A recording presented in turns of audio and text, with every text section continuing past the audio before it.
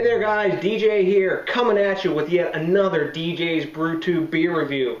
No drinks tonight, no mixology, got another beer, and I'm going local. That's right, not loco, I'm going local again. And we got a beer from Brewer's Alley, which is out of Frederick, Maryland. Now you guys may know Frederick, Maryland, which is just north of Baltimore, about 45 minutes or so. Because of Flying Dog Brewery. However, there's other breweries up there, and one of those breweries is Brewer's Alley. Frederick's kind of like a hotbed for the beer scene, and Brewer's Alley was the first microbrewery in Frederick. It even predated the Frederick Brewing Company, which is the brewery that was a larger scale that made like Blue Ridge beer and some other things that you guys from back in the day in craft beer land in Maryland may remember. But Flying Dog bought that brewery out, which was one of the larger breweries up in the area, and that was in the early 90s. These guys started in 96 during that first craft beer wave, that first boom before the bust and the reinsurgency of our macro brewery buddies. But anyways, enough of geeking out on that kind of stuff. Tonight we've got the Brewer's Alley 1634 Ale. And on the front here, this old gent that you see, he is Cecil Calvert. Cecil Calvert was the second Lord of Baltimore.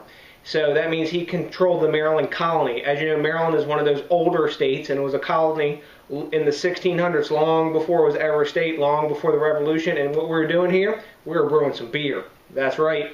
So this beer was created by Brewer's Alley in commemoration of the 375th anniversary of Maryland as a colony state entity. Okay, so this is the beer that's going to be at the Shindig. It's going to be, I think, June or July this year for the big party, and it won the Governor's Cups, won several medals, and it's a beer that's brewed to be a throwback or a historical type brewery ale. So the flavors in this, it's a craft beer, no doubt, and the flavors in this, I've had it once on tap, I think, a long time ago, but I really don't have a good memory of this beer, but I don't recall the flavors being, like, gigantic, but it's an older brew before they had, these big, bold flavors that we, as in the craft beer world, enjoy now. So, anyways, this beer is a 5.1 to 5.8% ABV.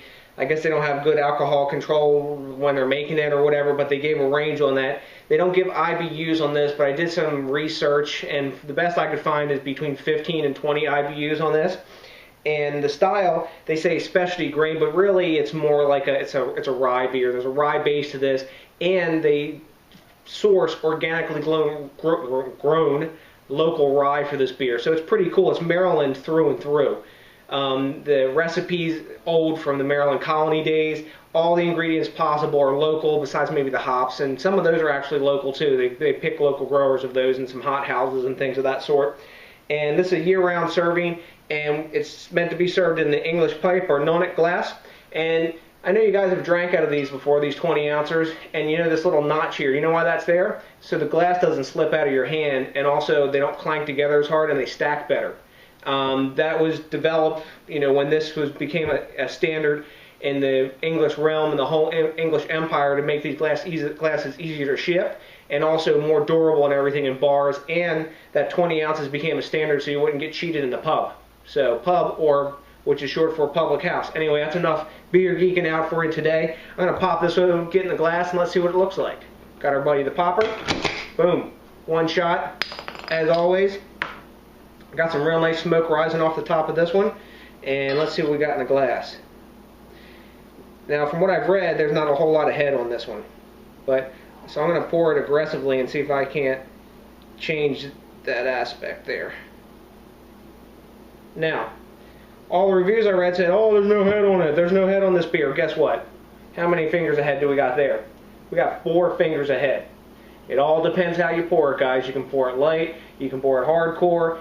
It's all what you put into it, if you're pouring it down the center of the glass or down the side of the glass. So, and that's a pretty nice head on that beer. I don't know what the heck those folks were saying, but it's dissipating down now, it's settling down, and we got a solid 3-finger head there, really tight khaki bubbles.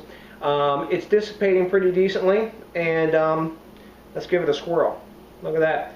That's a nice solid head. Let's give it the cap test, guys. Boom. That's a good head. So, whoever was saying out there's no head on that beer, I don't agree. And that's the proof right there on video. So, anyways, falling down now about 2 fingers. I do agree with the quickly dissipating, so while we're bubbling down here, let's get a nose on it. Let's see. Got malty, molasses, a little bit of alcohol, a little bit of spiciness. I know there's caraway seed in this, and a bit of caramel because this is malt, and some of that spiciness may be coming from the rye. And this is a all malt beer too, so there's no adjunct or corn or any garbage in this.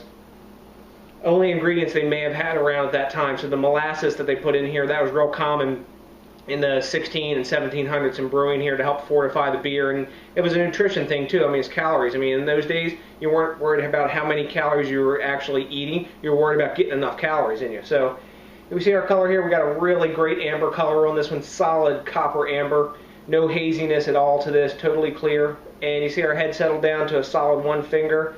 And when I swirl it, you get a little bit of glass lacing on there, and it falls down pretty quick, but really no alcohol legs to speak of or anything. So let's give it a taste and see what we got.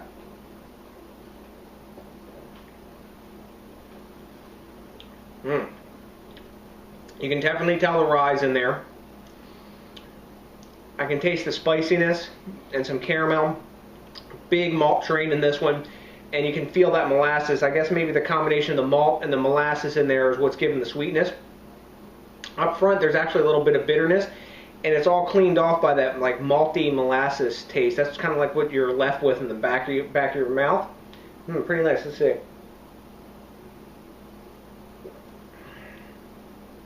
That's pretty darn good.